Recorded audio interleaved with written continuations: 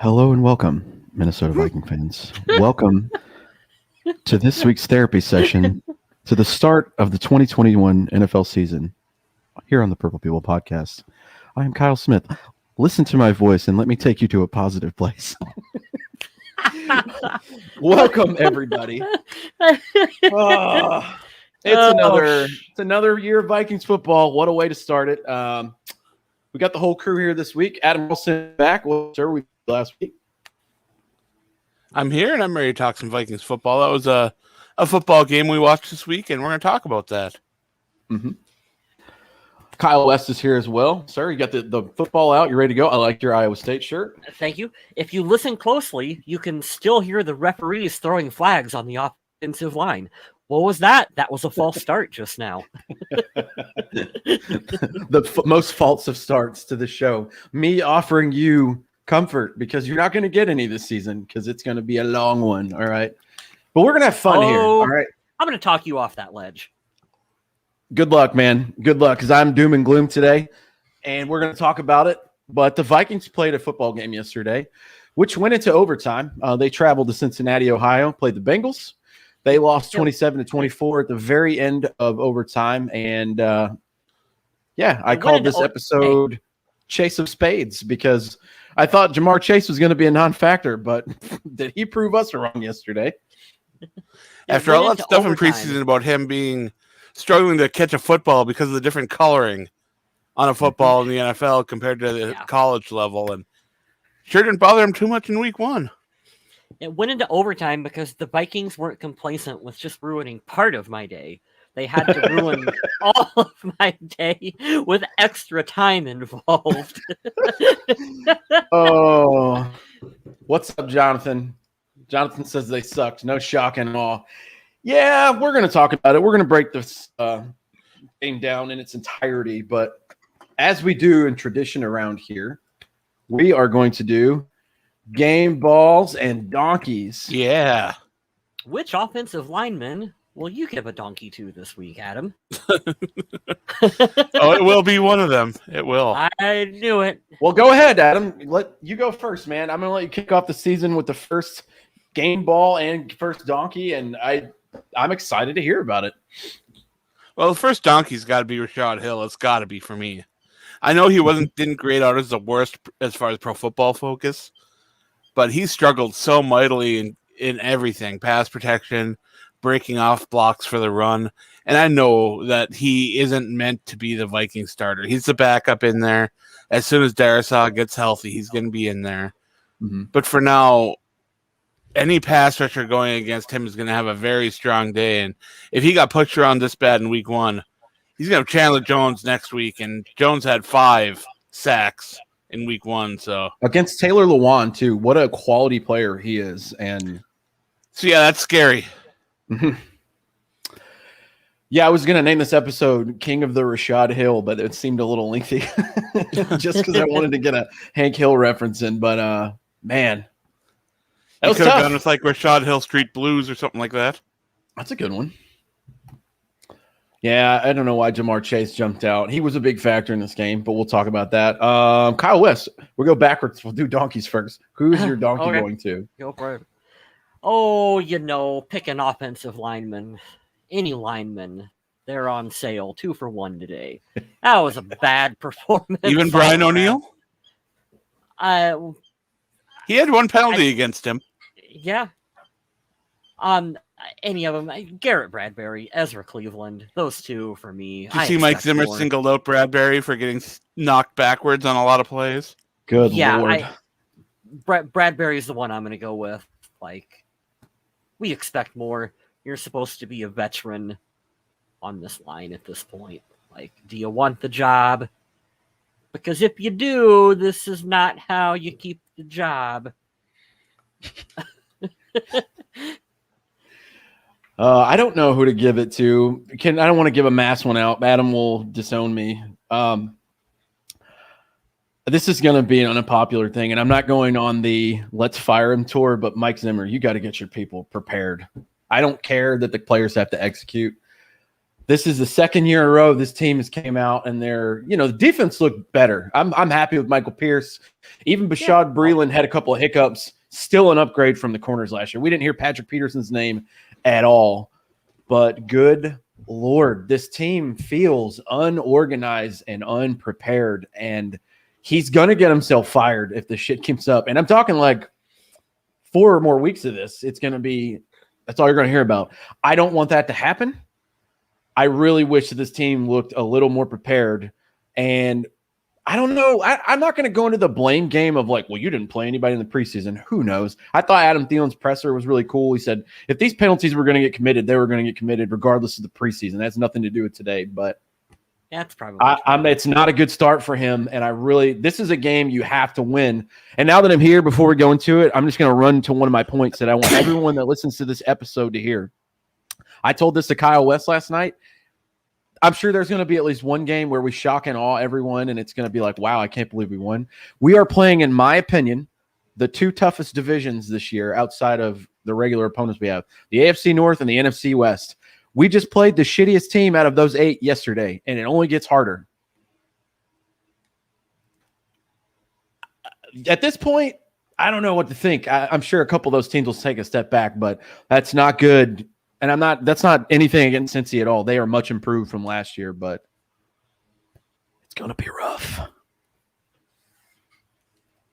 I want to go last I want to go last on the game balls because I have 2 people I'm considering, and whoever doesn't get picked, I want to give some love to. All right, let's do a snake. Greg Joseph, you get my game ball. You didn't hit a 50-yarder the entire preseason, and you hit 2 in a row yesterday. Way to go, sir. You get my game ball. Who was watching that, and did anyone else stand up and go, do we have a kicker? Because I stood up and went, we might have a kicker in Minnesota. I'm excited to see that. It was nice. As a matter of fact, all special teams looked pretty good. You got a nice return there from Westbrook. That was 12 yards to give good position. You had a booming punt that flipped field position. Special teams was one of my biggest concerns coming into this game, and they came out and played a fantastic game. That was a hell of a punt from anytime I can give a kicker or a punter a game ball, I'm going to do that. And it was so clutch because it was the end of the game. It was to tie to go in overtime. And I mean, like I said, he got iced. He still made it. And I saw the one that actually counted. It could have went for 60 yards, man. He still had quite a bit of leg behind it. And, it kind of shuts people up like myself or whoever was hating in the preseason when you make it in a game like that. And, hey, man, come and do your job, do it well. So shout out to Greg Joseph for this week's game ball from me. Kyle West. I am giving mine to KJ Osborne. All right. Welcome to the team. 7 receptions for 76 yards. Hello. We need that really desperately behind Thielen and Jefferson. Someone out there to make plays. Jefferson didn't quite look like himself this week. He had some passes thrown that weren't quite on target for him, and usually he adjusts to make those catches, but that didn't happen this week. Instead, he struggled with hauling in any of his targets and had a really disappointing day by production standards. And I don't think that's something that is going to continue for him because he's not that kind of player. He's better than what he was in week 1, and if him and Kirk can continue to work on getting on the same page this season, they can go back to recreating some of that magic from last year. But having Osborne be able to pick up that slack is big. And I know that we all had questions coming into this game if the Vikings were going to have that third receiving option to take some pressure off the passing game. And Osborne definitely stepped up. And, yeah, he's looking like the real deal. 7 I think a lot of us for 76 yards, average 10.9. Mm-hmm. I think a lot of us expected D.D. Westbrook to step in and just kind of immediately fill that wide receiver 3 role. So it was a pleasant surprise that KJ Osborne was able to step up for this game. Westbrook did have 1 target and hauled it in, so that in itself isn't too bad either. You can't complain with that. No, not complaining at all. Good depth. I feel like we have good depth at the receiver position. Jonathan says Michael Pierce gets the game ball. Well deserved. And that's exactly where I was going. I was back and forth between him or Osborne. I didn't know which one was going to get the love from you guys. But there, like I said, there were plenty of options to go through with who this game was going to just have a really good game. And honestly, you could have picked the kicker, you could have picked the punter, Adam Thielen. You could have picked him. Kirk, He who even balled had out a decent yesterday. day despite having pressure in his face all day. But it's weird to have a game where some of the biggest stars struggled in some big ways, because if you would have told me that Dalvin Cook was going to have as low production as he would in this game, I'd have been absolutely shocked, because I don't know, he's one of the best running backs in the league, and last year the Bengals were one of the worst run defenses in the league, and he came out and he wasn't able to get a lot done. Yep, 20 carries, 61 yards. Did have a touchdown, but only averaged 3.1. Joe Mixon was absolutely the better running back yesterday. I wanted to give you a little nugget that I heard today. Michael Pierce has only had 3 sacks in his whole career up to this point. He got 2 yesterday. So that and the gritty is obviously my favorite touchdown celebration right now. But it's the favorite of the Bengals in week 1 too. Yeah, it was. That was rude. The Michael Pierce touchdown celebration gets a game ball. Yeah, the sack celebration is the best, dude. He just embraces being a big boy, and it is a lot of fun, and it made me laugh. When the Vikings signed Pierce, the coaching staff and everybody kind of tempered expectations a little bit, saying he's going to be the nose, he's going to be in there to clog up and stop the run. And they were like, well, he's not really known too much as a pass rusher. Then he comes out and he just has this big debut for Minnesota where he gets 2 sacks and penetrated the line a little bit and helped to contain things in the middle. And honestly, I don't think he can ask for much more. Yeah, I'm super excited for that interior defensive line for the Vikings, especially Pierce. Smith, this is why I said I'm going to talk you off the cliff, is that this is only the first game of the season. Like, wait until these big boys get into mid-season form. Like, they're going to be out there wrecking havoc, and I can really see good things for that defensive line for the Minnesota Vikings. And once you get that defensive line rolling, that's going to be tough for any team to play against. And that defensive line helped to slow things down. Without Barr, Nick Vigil stepped in and played quite well in his place. And Minnesota ran with 2 linebackers for most of the game. And when you look at the stats, you can kind of figure that out, because I think Eric Kendricks had like 17 tackles. Trying to look. Daniil Hunter had a sack yesterday as well. The defense feels all right. Bashad Breeland, I'm not too upset with his play yesterday. He had some hiccups, but I think that'll get adjusted. He's a veteran, and I think he was playing a little soft on that touchdown with Chase. Now, there was one where Chase kind of burned him, but I'm not too upset with him. He's definitely our best option, but the defense doesn't worry me. It's going to be another year of, is this offensive line up to par? And I get it. Darrisaw's not ready. You can't help an injury, but I'm looking at the onslaught of games coming up, and we're not going to beat Arizona. I'll throw it out there right now. That team is going to walk all over this team coming up Sunday. And then you're going to play the Seahawks, which we struggle against no matter what year it is. You're going to do just like last year and start out 0-3, and it's like, here we are again, and then it's just going to be chatter about who's going to get fired. Is it time to fire Mike Zimmer? We'll see. Arizona's going to be tough. Seahawks at home. Of course, Seattle's always home will tough. be good. It's home nice field to play advantage. the Seahawks in Minnesota for a freaking change. You can't discredit home field advantage, though. Well, that's another thing we can talk about in this game. The crowd played a factor yesterday. That was huge. They were super rowdy, and shout out to the Bengal fan base, because that's not like one of the biggest, most winningest franchises, but their fans showed up and they were super loud yesterday. It was cool. It was fun to see because of COVID last year, but I did not feel good for the team. I was like, oh, Jesus, they haven't heard this in a while.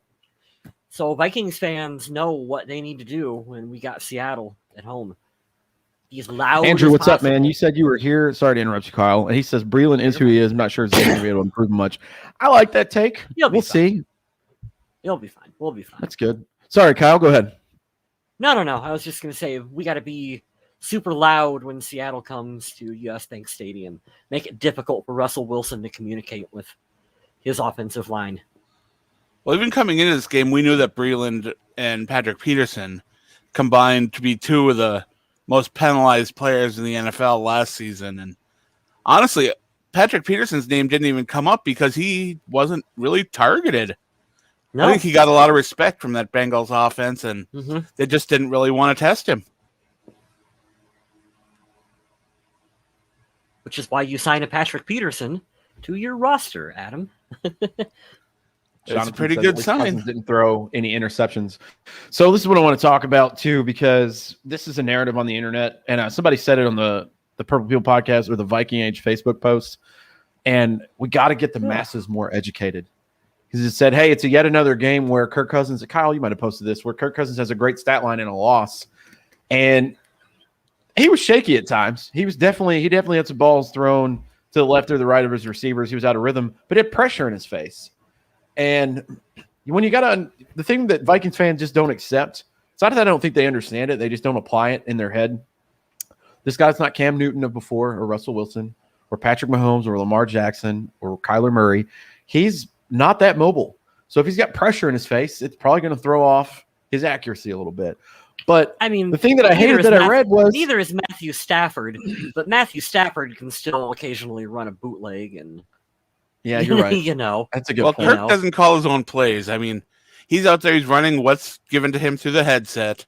And if he's given a 5 or 7 step drop, by the time he makes that drop, he's got a defender in his face. Yeah.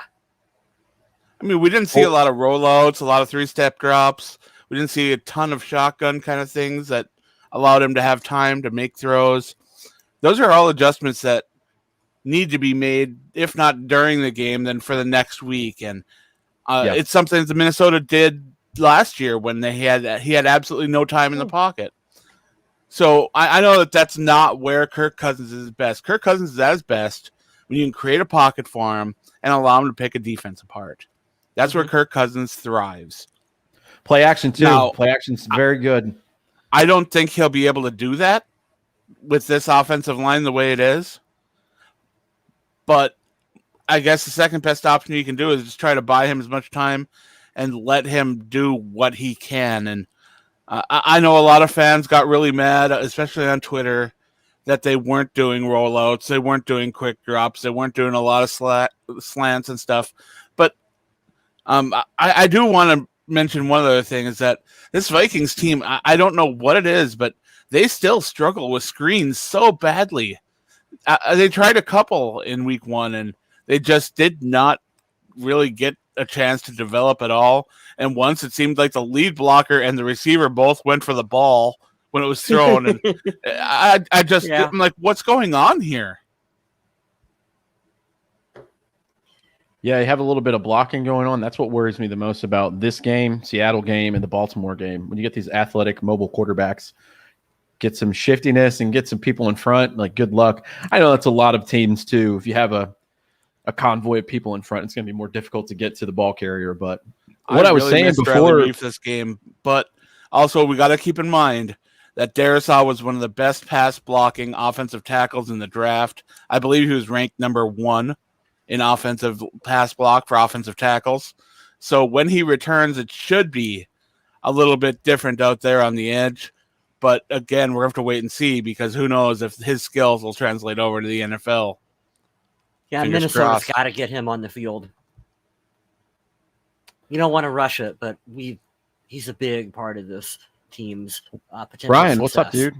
Yeah, Brian when they let go of Riley Reef to make a little bit extra money for salary cap, they were forced to draft a player to take over or to go and get somebody in free agency. And right now that's looking like it's hurting the team pretty badly, because I do believe if Riley Reef was there at left tackle, or if Darisaw was healthy, this was probably a win. Yeah. They can knock the cobwebs off. To Kyle West's point earlier, trying to talk me off the ledge, this is week 1. They're going to be rusty. A lot of teams don't just come out of the gate firing. It's about half the league. Half the league looked really good yesterday, and at least a quarter of the other half, or half of the other half, the quarter of the league, they looked kind of discombobulated. I expected the Tennessee Titans to be more competitive. Yeah. Did not expect the Bills to lose.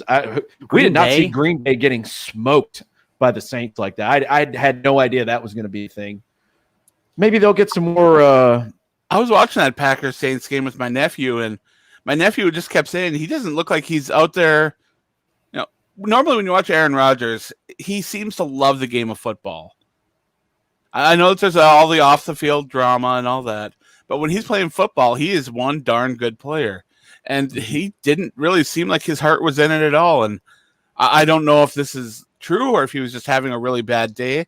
Because, yeah, everybody has bad days. But if this is what Green Bay is going to put forth on a weekly basis, they aren't going to be the scary team that we all thought they were going to be.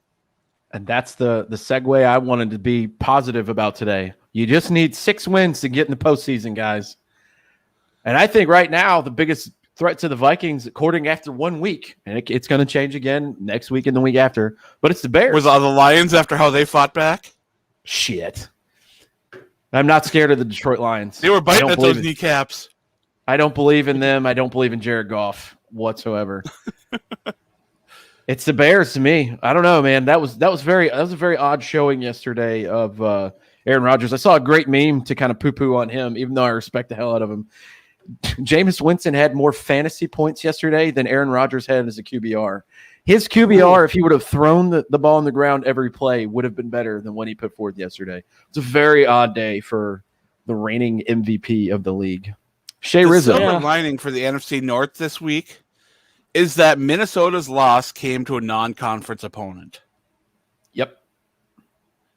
Right now, the standings will have Minnesota in first because their game meant less in terms of tiebreakers. Now, if Minnesota can win the games in their division, if they can get some of these conference wins, they can start raising up. But next week is going to be one heck of a challenge when they head to Arizona. That's going to be tough, man.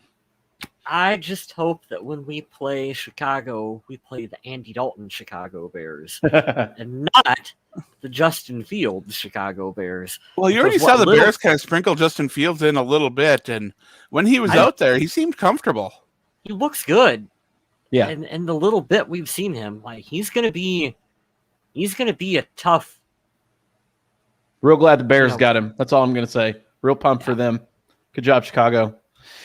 Yeah, he's gonna be very good. And I saw them watching that Rams Bears game last night. Man, we played the Rams too. Aaron Donald is a machine. Ooh. God, that guy's so good. It's annoying how good he is to be in that small of a package too. Stafford just looked phenomenal. Oh yeah, we all knew Stafford was going to come out and succeed, and it was the Rams. We all knew it. There was no hiding that. Man crush through the television when every touchdown he threw. You could see and it coming. See how electric that the entire sideline got. As Vikings fans, you've watched Matt Stafford enough to know when he sees something he likes, he gets a little bit giddy. And on that first touchdown pass, that bomb, as soon as he started shifting his feet, you saw him get giddy. And I was like, oh, shoot, here comes a big play. And he just let loose that big pass. I like Stafford. He's got a little bit of that old school gunslinger mentality in. You can tell he loves the game, too, from what he had. And I hate that he kind of pushed his way out of Detroit, but I don't really blame him. Yeah. I'm very happy with the happiness of a guy like that. I respect him especially if you guys remember the thing I've mentioned a couple times here recently was where he pops his shoulder out or something, goes in, throws a touchdown, and you can see he's like in such pain. But the grit that he had and having to endure less than favorable coaching and not as many superstars as other teams in Detroit, he battled through, man. And he'll be in the record books there for a very long time, but he can legitimately chase a title now, so that's cool. Good for him. Just wish it was in the AFC. We have a lot of interaction here in the chat. Ryan Denny said what's up earlier. He's talking about Kirk a little bit. Viking Jerome's with us. Andrew's back. And then Sean Reynolds. What's up, dude?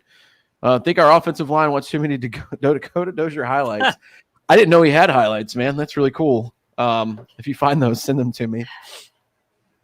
That's tough. They had 112. They're so bad. I'm looking at let's look at it here. Vikings. Minnesota had 116 penalty yards, I think. And I think the Bengals had 15. Right. You're not going to win. You're not going to win any football game doing that. And you just have to hope that that's an anomaly, that's not going to happen again this season. If it wouldn't have been for all those penalty yardage, you have to feel like it would have been a different outcome for this game as well, too. Oh, Viking Jerome talking about Matt Stafford taking some beatings when he played the Vikings. I was at that Vikings-Lions game at US Bank Stadium where he was sacked 10 times. That was an insane game. You got to keep it together for the press conference, but you're chewing your offensive line's ass after that game. Like, do you guys want snowmobiles for Christmas? Because this is not how you get them. Oh, that's so funny. Yeah, so going through the stat sheet, we'll break down some stats here. Kirk Cousins, 36 of 49, a lot more than I'd like to see him throw, but he had a rating of 106.8, no interceptions, 2 touchdowns to Adam Thielen. He did take 3 sacks, which is kind of crazy because it felt like he had a lot of pressure, especially in that first half. Yeah. But got into a rhythm. Justin Jefferson, 1 of 1 for 11 yards. What's up? Little razzle-dazzle there. Some trickery. And you saw it when he was on that reverse. He wasn't looking to run for yardage. He was looking for that pass the whole way.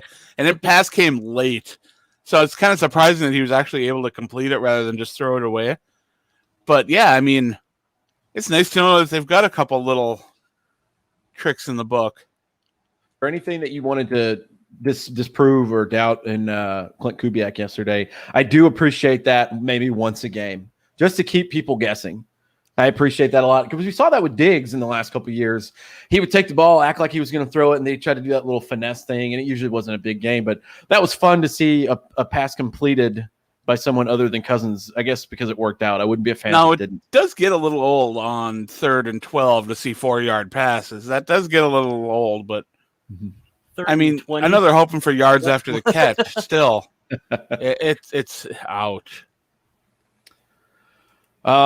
The rushing stats were not fun. Dalvin Cook carried the ball 20 times for 61 yards. He did have a score, only averaged 3.1, which is not, I don't know. Yeah, Jefferson came so close to getting in that end zone before Dalvin punched it in. But, yeah, it would have been nice. I figured we were going to address that at Jefferson some point. Score. I figured we were going to address that at some point. There's a lot of stuff on Vikings Twitter land about, was that a touchdown? Was it not? This is down, but this is not down. You hate to see it come up to that, but let's not twist anything, guys. When you have, what is it, like 14 penalties, 10 were accepted, or 12 or something like that, it's not on the refs for that game. You got to play better. Amir Abdullah and Alexander Madison each had a carry apiece. They got 6 yards total between them. Not very fun.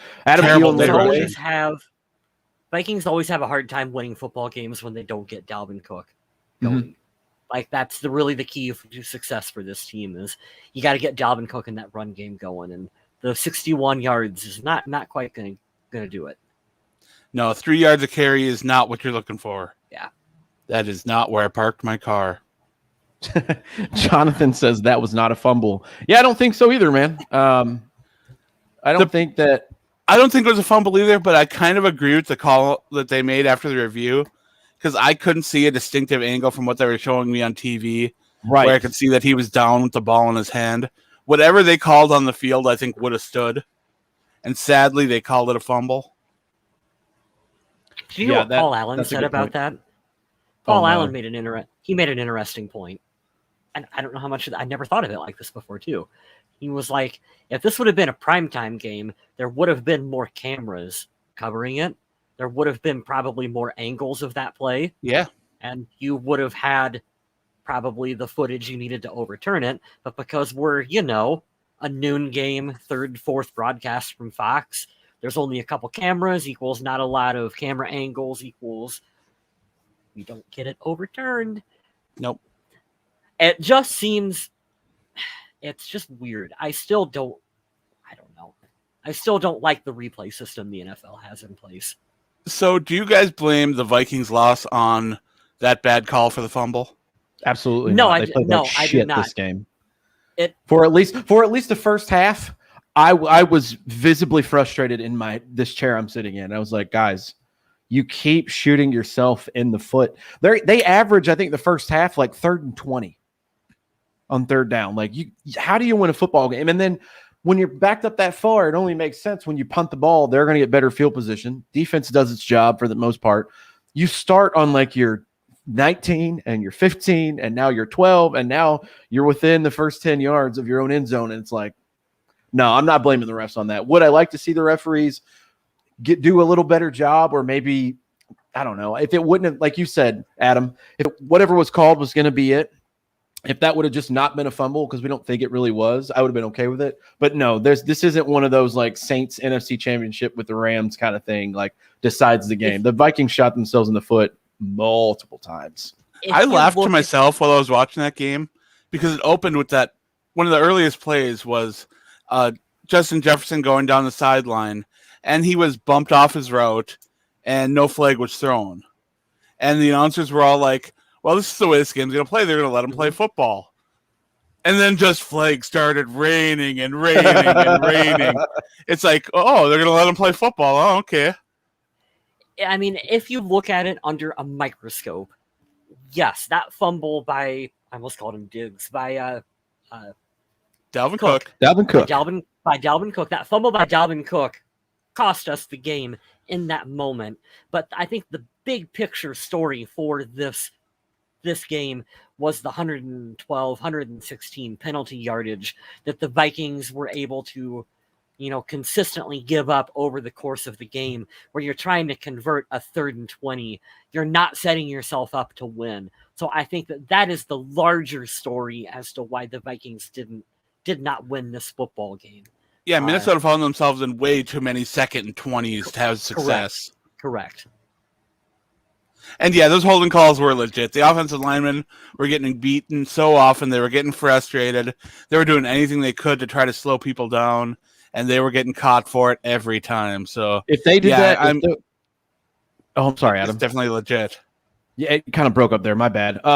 Yeah, Andrew, to piggyback off of Adam, if they would have blocked normally, Kirk would have died yesterday. I'm gonna tell you right now. What the hell's that guy's name for their defense? Give me 1 second. It's their tackle. I can't remember his freaking name. They picked him up from Washington. Anyways, Jeter, something like that. And the defensive end. Yeah, Derek Jeter. Yeah, that's him. And the defensive end they picked up from the Saints, they looked really good yesterday. If they would have not held, Kirk would have been hurt yesterday or close to it. So I don't know, man. Not fun in that front, but let me give some more shout outs. I'm not going to read all these stats. Adam Thielen was 9 of 10, 2 touchdowns on the day. That guy's a touchdown machine in the red zone. He's so good. And I love the effort, too, on that second touchdown. If he would have been kind of just like lollygagging through, he might have been taken out. Maybe they would have scored. Maybe they got a field goal. But the extra effort to accelerate at the end, it was perfect. And I love that he wanted to keep the team in the fight for that for the lead there, or to catch up with that. Sorry.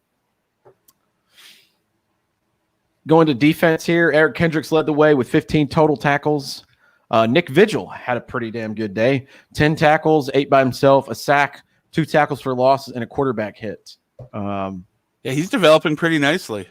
He shut me up yesterday. I have nothing bad to say about the guy. I'm very, very impressed from yesterday. Could have got a game ball. Yeah. You could have made that argument for sure. Yeah.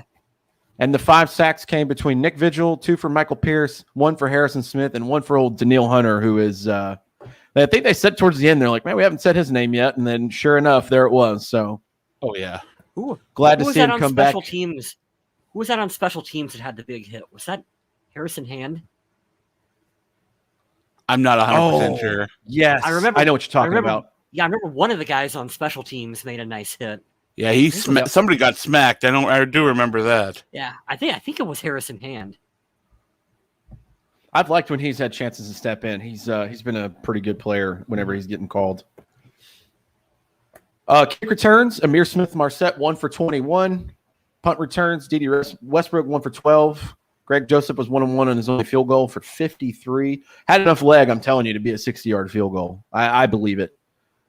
And then Jordan Berry, 402 punt yards yesterday, average of 50. Longest one of 63. That seems like that 63-yard move was sweet. It was fun to watch. It was a good punt. Yeah, Jonathan, I grew up not too far away from where CJ Ham is from, so I hear you there. I enjoy seeing Ham, and I love that Ham is a team captain this year. That made me feel pretty cool. I think we were all concerned. All 3 of us were concerned about messing with the special teams that close to the season, trading some players. Yeah, what did they do? Replace the punter like right after the 3rd preseason game? Yeah. Yeah, it was a little scary. Maybe sweat a little bit. But I liked Mike Zimmer's answer to that. I really did. He's like, hey, What was his we had answer? I don't nothing remember. against the Colquitt, the guy before. He's like, but we found a better guy, and we're going to go get him. All right. Fair enough. He was like, Can't really argue with that. we just got tired of Paul Allen saying skull quit, so we had to release Yeah. him. Thank God. That's the only reason, and I stand by it. Yeah. All in all, guys, it was a lot of doom and gloom. That's why I like doing these. Maybe you probably would have a lot more entertainment like the day of when I'm really pissed off about it. But yeah, it doesn't feel good for this team. But a couple of adjustments here now that the dust is settled, and you guys have helped me through this therapy session here on the crybaby couch that I'm in. Yeah, if the offensive line can hold up a little bit, the defense already looks better than last year. And that's saying a lot with having a 127-yard rusher. Still looks better. There was pressure. There was decent coverage. There was some pass breakups. So I just want to see that line be not even elite, just good. Just be good. Do you have the numbers for a tackle for a loss? Tackles for loss yesterday, 7. That's not too shabby. Daniil Hunter, Harrison Smith, 2 for Michael Pierce again. 2 for they're Nick counting the Vigil. sacks in there, huh? Whew. I guess so, yeah. Got to remember too, Smith. This is like our bonus game. You know. Yeah, we got 16 more counts. games to come. Yeah, extra game. The regular season starts next week, right? Ooh, here it is. Fucking flaming hot take here. Sean Reynolds, we need to replace Bradbury. Stat. This was a good comment. We got to talk a little bit internet. about that because Minnesota, they're drafting an evaluation of offensive linemen is just, it's not working out. Whoever they've got working on that, they need to go out and hire someone who knows what they're looking for. Because right now, Minnesota, the way they've been drafting linemen, it's just not working. Do other teams have as big of a problem as we do getting I quality don't know. offensive linemen? Well, here's the thing. This is, and I don't know anything about this. I'm the most ignorant of anyone in this chat, in this podcast, whatever. But when you pick a smaller guy like Bradbury, but you go for big size elsewhere, I don't know how that works. I would figure with like the zone and the more athletic stuff, which I've learned through listening and other stuff, other outlets here, you need smaller and more athletic linemen to kind of move and shift. But if you just want to anchor, you want big, beefy ogres up there. And he's not that guy. And seeing like, usually the traditional fronts only have 4 people rushing the passer. Sometimes they'll shoot in a linebacker or something through whatever gap. But we play the Rams later this year. I don't want to see Garrett Bradbury be anywhere near Aaron Donald. He will get Kirk Cousins killed. And then obviously you're going to have a guard come in and chip. I get that. But, yeah, he's pretty small. You're going to have a guard and CJ Ham trying to chip Aaron Donald. Ham got so anxious trying to get up there to help with blocks that he got called for a couple false starts. Yeah. He's trying to do his job. I mean, I get it, but I know he wants to help so badly, but right, you got to follow those rules. Yeah, that was pretty crazy. The fullback getting a penalty yesterday. That was nuts. Wait, he had 2, didn't he? I think so. Someone said that. Someone said that in the chat. Oh man. Oh, my bad. Andrew, I'm not even reading. I'm like looking at my phone too. I'm sorry, Andrew. I didn't mean to steal your thunder there. 2 false starts falling down on my board. He's a national treasure. I'm not going to give it one bad game and move him down just yet. Now, if he has another one, then we'll be screaming, why do we have a fullback? At least Twitter will be. We just had some other teams line up their big defensive linemen on runs this week. So who knows? Maybe we can do that, Kyle West strategy with the big blockers in the future. I wanted to do that with Linval Joseph. Yeah, it was a wacky day yesterday, man. It's a good segue to talk about our survival league because we can bring that up for later. We'll preview a little bit of this Arizona game. Yeah, you got straight because you didn't make a pick, right? I made a pick. I picked the Bucks. Oh, well, then there's a different person there named Scolger. Might be. Let's go in here. Yeah, I got the email reminder on Wednesday, so I made the pick. Let's go check. Let's go look, because if I didn't and I did that again, I'm just going to fire myself. So I took the 49ers because I wanted an easy one. Yeah, and then the Lions come back, giving people a mini heart attack there, fighting their way back. I don't know if they fought back or if the the 49ers just kind of put it on cruise control. I mean, at that point, when you're down a couple of scores, you might as well let them get in a few times. I got to say, we have had the most interaction from so many different people in this chat. I am absolutely loving it. 3 L's says, will Darisaw be ready week 2? I don't think so. Hopefully by the bye, he'll be ready to go. That would be ideal. I'd feel more. 3 L's. I hope that's not a future prediction because right now we have 1 L, and that's enough. Clifford Tangs, well, you were at the game yesterday. He said Bengals fans are the worst. That sucks, man. You got to hate that. I've been on the other end, though. I've went on a road games for the Vikings twice, and I've seen them win against them, and you can feel like the dead air in the stadium. So I haven't been a part of a Vikings loss yet. I'm sure that's coming. I got 3 chances this year. They're going to lose at least one of those. Oh, that's a good point. Eric Spink says, too bad we only get to see a small portion of the playbook due to all the penalties backing us up to 3rd and forever so often. That was rough yesterday. That's an excellent point where I was going to say you really can't even judge Clint Kubiak on the play calling on this game. I've seen some people talking about how, it was a poor performance from him. Well, that's an excellent point from Eric. Adam Thielen brought up the same point as well, too. When you're on 2nd and 20, 3rd and 20, he even said your playbook goes from being this big to real super narrow. So give it time. It's only 1 game. It's only 1 loss. We'll get her done. You know what I love the most from our interaction is that we get people from so many different platforms. Although we haven't seen a Twitch today, we have seen quite a bit from Facebook as well as YouTube. So people are finding us everywhere. Yeah, Clifford, I was wondering if it's the same thing here that Andrew asked. Bengals fans are worse than Eagles fans. God, they're the worst humans. That sucks, man. I'm glad you got to go to the game. It sucks you got that kind of treatment there.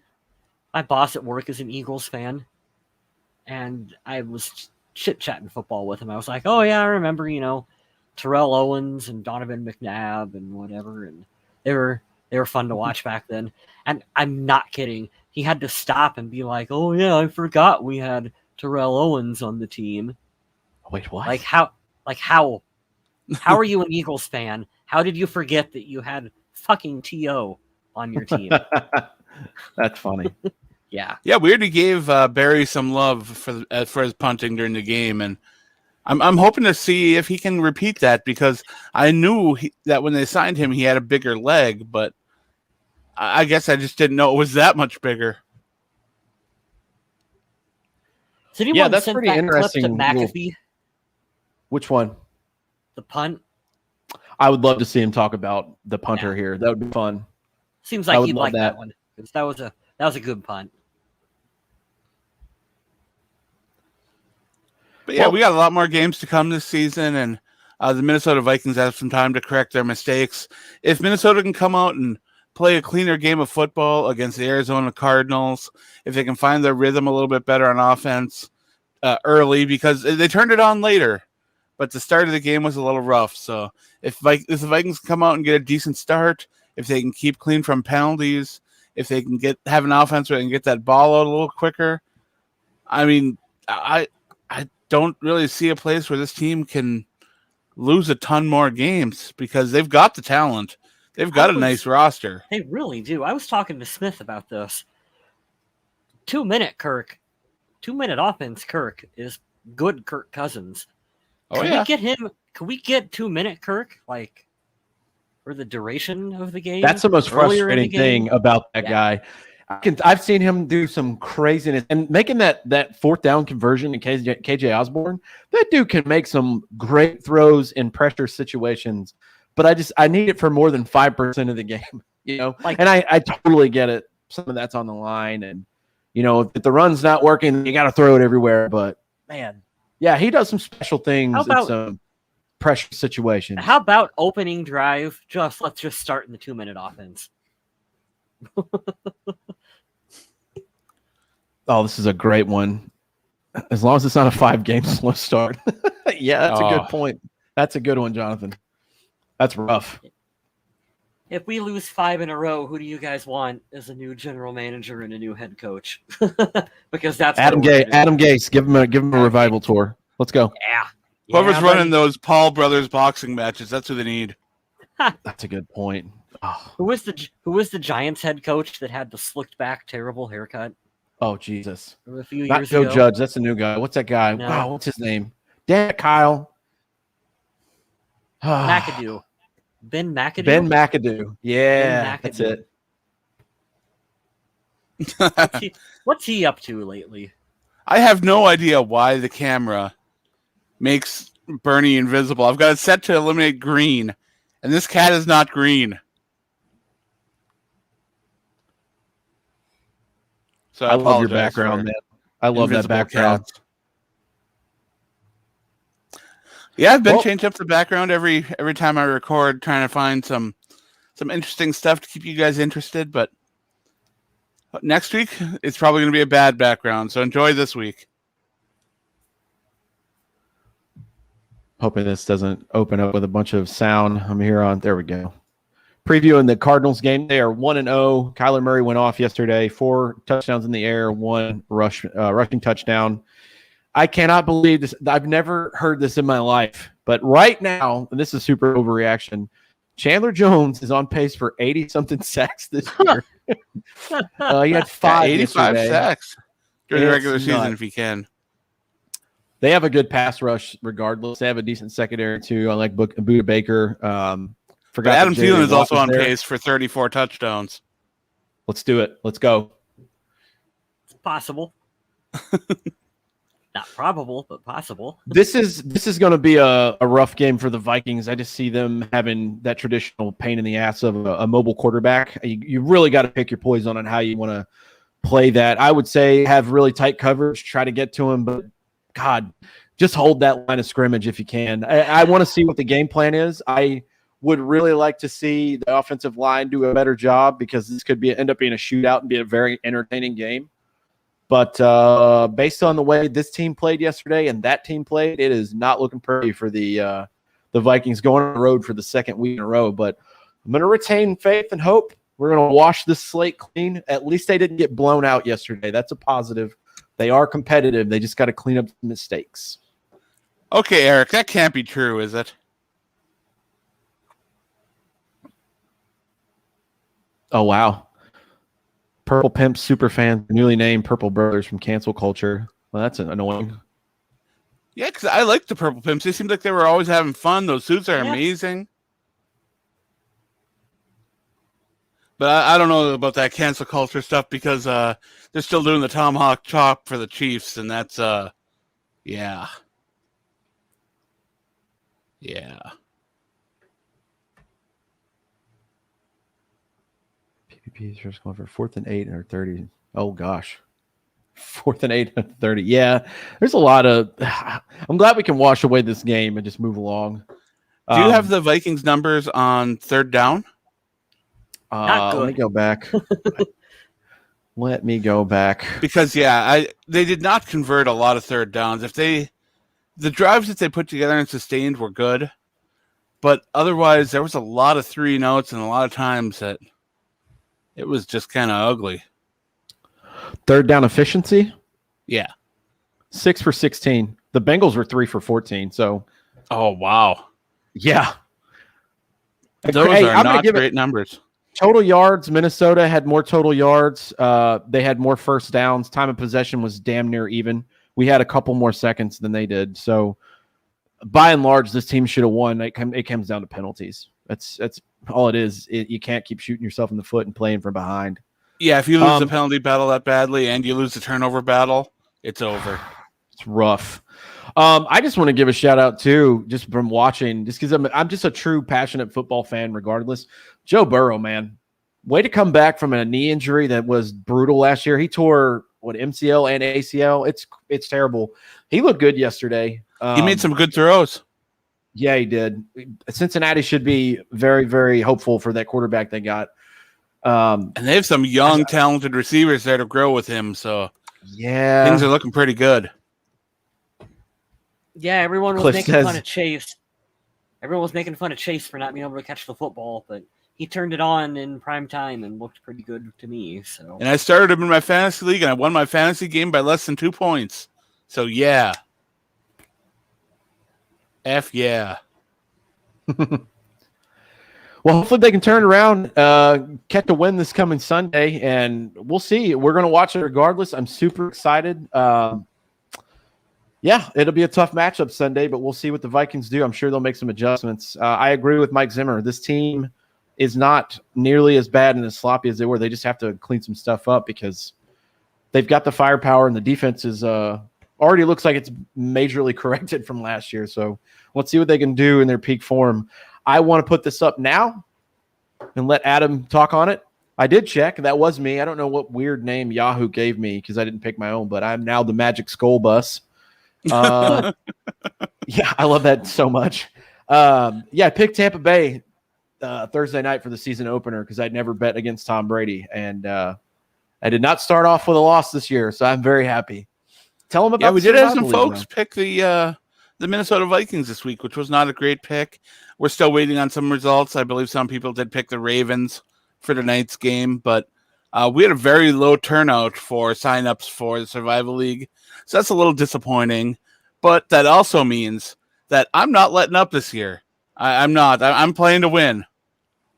So I hope you guys are all ready to play because I know that we had a low turnout and some people got strikes this week.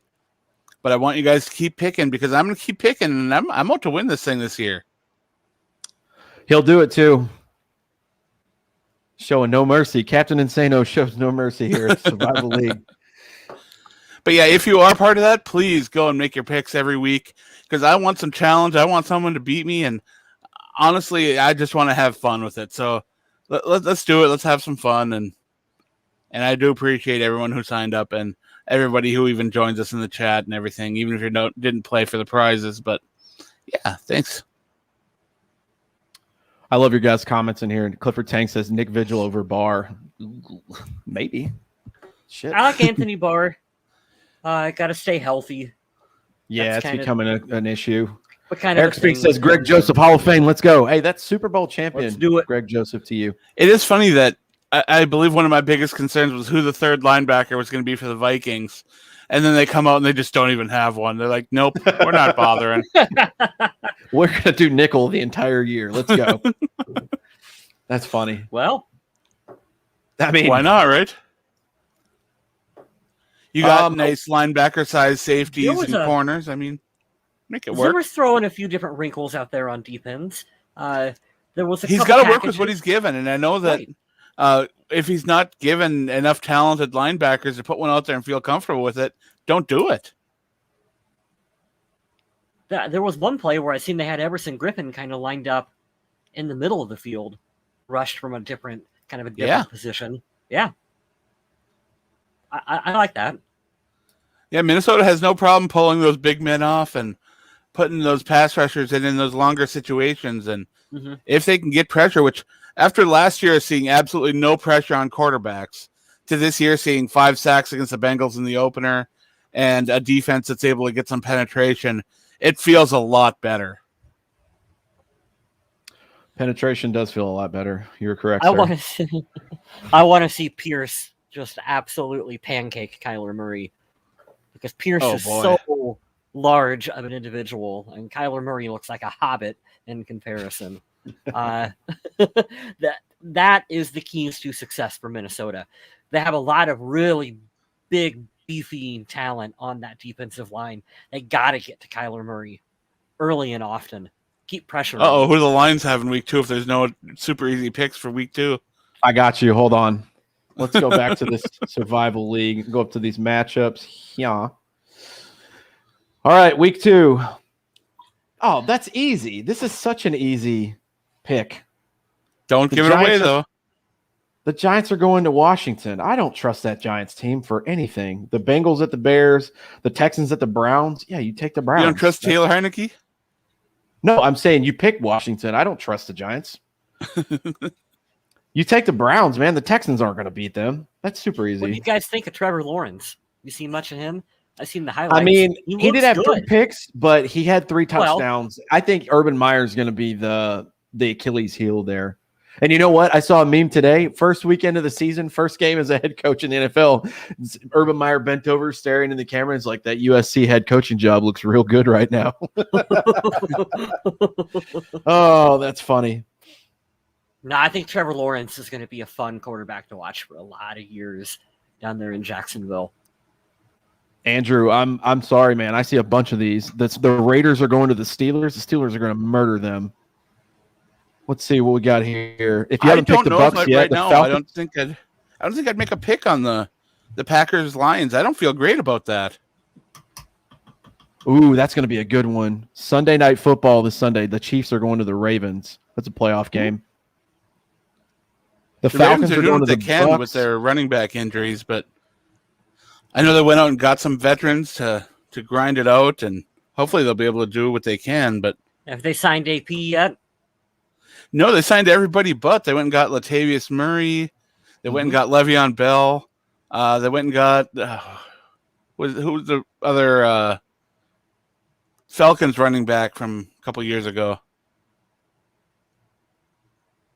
I know what you're talking about. Tevin Coleman? No. Okay, I don't know what you're talking about. Excuse me. He was the starter. Devontae Freeman? There you go. Oh. So yeah, they have running backs now, but it's weird seeing AP healthy and not on an NFL roster. Oh, he'll sign midseason to a contender. He will. He'll find somewhere. It's just sad that Father Time has taken. Yeah. What's up, John? Hey, appreciate you, man. John reached out to me on Instagram. We are officially social media friends. He reached out a while back. I like that. Sorry, I'm late, fellas. I picked the Vikings for my survival week 1, and I am just now woken up from my drunken comatose. Heartbreak, man. Something fun though is that if you follow Mr. Smith on his Instagram, you can get some of his live shows where he plays the guitar for you. Yeah, I'm gonna do that on my Twitch next go around. I think I'm gonna. I like it. I think I'm gonna use my computer. It's just audio issues I'm worried about, but that's gonna be a lot of fun. And that's a great segue. I'll go first this time for whatever reason. Adam wanted to plug me because he's an awesome friend. You can follow me on social media, all those places. It's dog stuff. It's mostly stupid memes. And yeah, some music. I play music on my days off and in my spare time, so check that out. We can be friends. Yeah, you were in a Metallica cover band for a little while. Those guys are pretty good. I love it. I know they're not your favorite, but that was a lot of fun. And my problem with Metallica is that I don't like the vocalist. A Metallica cover band, you get the great music and you get the different vocals. So it's like, all right, that's a double win for me. There you go. I could see that. I was having this debate about Megadeth and Metallica the other day because one of my friends likes them more, and I've heard that plenty of times. I'm of the fact of like I like Dave Mustaine as a guitar player and I like his lyrics. I just don't like his voice. It doesn't hit my ears in the right way. But I get exactly what you're saying. I totally understand that. I love Megadeth, but it's a very unique vocal style, and I completely understand why someone else would be turned off by it. I love it, but I still jam their big hits too. When it comes on, I don't change it if that's a tale of anything. And they've been around for a while, so can't go wrong with them. They're a nice little staple in the rock and roll and the metal community and history. Absolutely. But I want you to promote your stuff, man. This is prime time for you. The season's starting. The Viking Age is spinning up. You told us yesterday you were doing something because you got an article that fell in your lap. So that's cool, man. Tell the people about it. Yeah, I was not a part of the Discord yesterday because I was working on an article that it's a regular updating article. If you follow along with the article and you refresh it, you can have a conversation down in the little comments below, and I'll be posting up highlights as well as events from the game to keep things up to date. And it's a really cool feature that I'm hoping catches on, and it'll find some success over on the Viking Age. I also do the takeaways over on the Viking Age, which it's one of my better performing articles, and I like that I'm able to take a look at the game, dissect 5 things from it, and talk about how that affected this game and how it could affect the team going on. So I have fun with that. An article that I do over on the Viking Age that doesn't have a lot of success is my power rankings, which I feel like people are kind of missing out a little bit because it's not just a list of how the experts are feeling about the Vikings and where they have them ranked. I go in and I mathematically find the averages, the means, the modes, and kind of work them against each other. I was a math major in college, so of course I'm working all the problem stats on everything and breaking it down a little bit. So if you want a little bit deeper look at what the Vikings rankings mean, check out my articles over on the Viking Age about the power rankings, because those are a lot of fun. Otherwise, on Twitch, you can catch this video right here, the Purple People Podcast, on my Twitch account. Me and Mr. Smith do horror movie reviews, and I believe that there's a new horror movie out on HBO Max, right? Ooh, I would Malignant not be or something like that? Oh, Malignant. yeah. I've seen it. I'm actually going to watch Malignant tonight. I mean, we could do that one. I'm very It's down supposed with to be that. I've heard really good things about it. I've heard the first half kind of sucks, but the second half is amazing.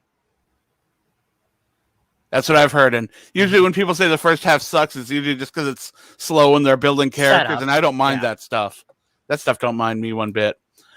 But yeah, you can catch me over on Undead Walking as well. I do one article per week over there and per month over there, just to kind of keep active. And because that was my baby, that was the article, that was the website that I started over there with Fansided, and I love it too much to let it go completely, so I'm not going to do that. But over on my socials, you can check me out, MN Viking Zombie. On Twitter, you can have me interacting with pretty much anything, whether it's wrestling, football, Walking Dead, horror movies, or just something stupid I'm retweeting to have fun with. But if you catch me on Instagram, you're going to get a lot of pictures of either me or cats. And if you like cats, then that's a good place for you to go to see more cats. Dr. Cats. You guys I are miss that absolutely show. I like it. murdering the chat right now. It's so good. At least Metallica references. John goes, what's the average winning percentage of the NFC North? This is one of the most. The NFC North is like the NFC East of last year. It's so funny. Somebody made the Scooby-Doo meme where they take the mask off and it's like, it's the NFC East. Aha, it's the NFC North. And Yeah, and the Spider-Man ones with all the Spider-Man pointing at each other.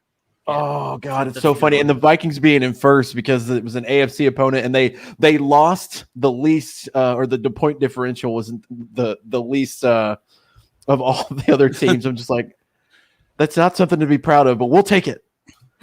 Kings of the North. I love it, man. That's so funny.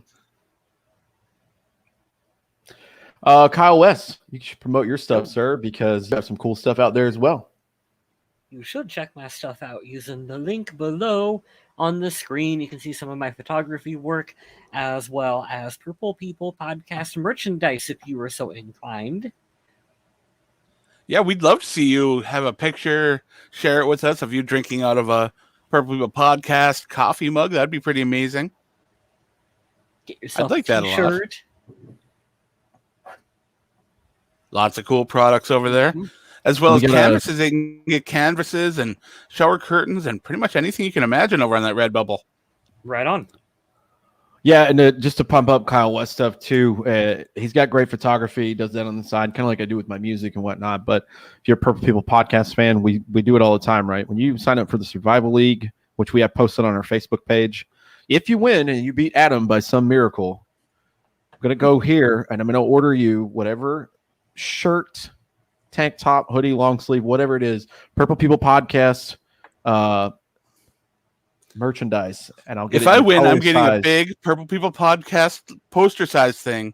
And I'm having you sign it and ship it over to West to sign it. And then I'm going to sign it myself and I'm going to put it up in the house. Yes. Do it. That's what I'm going to do. Now I'm rooting for Adam to win. You guys better come in here and change his mind. Oh, I already got this all planned out. Ain't nobody beating me. According to Andrew Latola, that's not. Yeah, well, you're going down. He didn't say I was love losing. this. He said I'm going down. Those are different things, man.